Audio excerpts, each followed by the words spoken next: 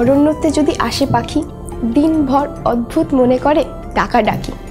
হন্য হয়ে মন তাকেই খোঁজে, সে সুর আর কে বোঝে না, বোঝে না, সে বোঝে না। তবে বোঝানোর দায়িত্ব এবার কিন্তু নিয়ে ফেলেছে পাখি আর অরণ্য।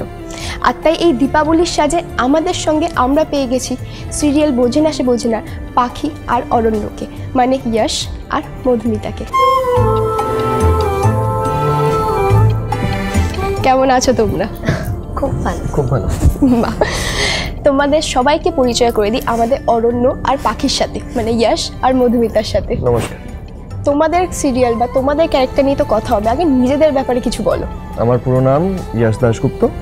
আমি এত বছর ধরে বম্বেতে ছিলাম, আমি বম্বেতে কাজ করছিলাম ওখানের সিরিয়ালসে। নিজের পার্সোনাল লাইফ নিয়ে যদি কথা বলি তো আমি এটা বলতে চাইবো যে আমার লাইফটা খুব একটা বেশি হ্যাপনিং না, মানে ওই হ্যাপনিং লাইফটা আমরা আর কি টিভিতে দেখাই। আমার নিজের লাইফটা বেশ বোরিং।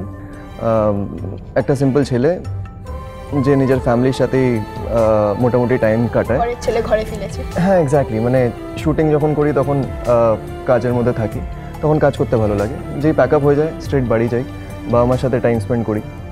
আমার একটা ডগ আছে, তার সাথে আমি টাইম স্পেন্ড করি। আমার সেই সমস্ত জিনিসগুলো ভালো লাগে। আমার খুব একটা বেশি পার্টি করতে ভালো লাগে না।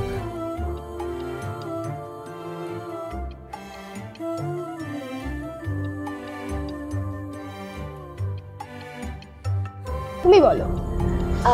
আমি আমি ফার্স্ট ইয়ারই পড়ি, আমি যাদবপুর ইউনিভার্সিটি। আর আমি থাকি বালিগঞ্জে। আমার বাড়িতে আমার মা বাবা দাদা আছে।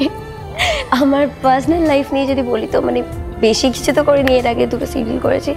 অ্যান্ড যবে থেকে ম্যাচুরিটি এসেছে তবে থেকে I been acting. And after that কবে থেকে এসেছে ম্যাচুরিটি? এখন অব্দি আসেনি, ঠিক আছে যবে থেকে। আচ্ছা, নিজেই স্বীকার করে নিল। হ্যাঁ, এখন অব্দি আসেনি, বাট যতটুকুই এসেছে আইভ বিন ওয়ার্কিং অ্যান্ড খালি স্কুল, বাস দ্যাটস ইট। বন্ধুদের সঙ্গে আড্ডা মারতে খুব পছন্দ করি, হই হুল্লোড় খুব ভালো লাগে। তো বাঙালিদের রক্তে আছে আড্ডা মারা। হ্যাঁ প্লিজ, আর ফুচকা খাওয়া তো আছেই। খালি শুটিং থাকলে সেই মজাটা বাড়ি থেকে বা নিজের মানে বন্ধুদের থেকে ট্রান্সফার হয়ে শুটিং ইউনিট মেম্বাররা সবার কাছে আমি যখনই এখানে চলে আসি তখন পুরো মজাটা হই হুল্লোড়টা পুরো এখানে হয়ে যায়। তোমার ক্যারেক্টারটার নাম অরণ্য। অরণ্য সিংহ রায়। ইন্ডাস্ট্রিয়ালিস্ট, হাইট 6 ফুট 2 ইঞ্চ, বয়স 26। ওর ছোটোবেলাটা খুব একটা ভালো না, যেখানে ও নিজের মাকে হারায়। তার একটা ব্যাক স্টোরি আছে, সেটা আমি চাইবো দর্শকরা দেখুক। নিশ্চয়ই। তো সেখান থেকে সেই ছেলেটা নিজের ক্যাপাবিলিটিতে একটা বিজনেস এম্পায়ার তৈরি করে। ও নিজের লাইফে ভগবানকে মানে না, ও এর জন্য মানে না কারণ ও বিশ্বাস করে যে যদি ভগবান বলে কেউ সত্যি থাকতো তাহলে এত দুঃখ কষ্ট হতো না, আমি নিজের মাকে হারাতাম না। ও মনে করে জীবনে খালি একটাই জিনিস ইম্পর্টেন্ট, টাকা। সো ভীষণ রুড, অ্যারোগেন্ট লোকেদের সামনে, কিন্তু অ্যাট দ্য সেম টাইম এই ছেলেটার একটা আলাদা সাইডও আছে যেটা ওর সবার সামনে শো করে না। ওর দিদির সামনে হয়তো কখনো কখনো সেটা বাইরে চলে আসে। ওর একটা নিজের ভেতরে একটা আলাদা পেন আছে যেটা ও সবার সামনে লুকোয়। সেই জিনিসটাকে, সেই কষ্টটাকে লুকোনোর জন্যে ও একটা রাগের মুখোশ নিয়ে ঘোরে।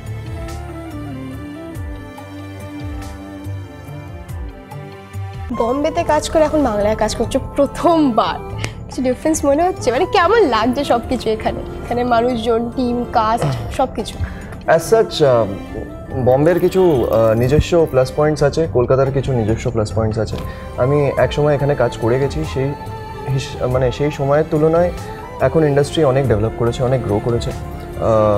এখন এখানের লোকেরা আরও বেশি প্রফেশনাল, কাজটা আরও ভালো লেভেলে হচ্ছে। শোয়ের বাজেট, ফিল্মসের বাজেট সেই সমস্ত অনেক বেশি এগিয়ে গেছে। আজকে একটা রিজনাল ছবি বা এখানে যে সেটগুলো বানানো হয়, মানে এইগুলো at per with Bollywood or at per with ওখানে টেলিভিশনের হিসেবে বানানো হয়।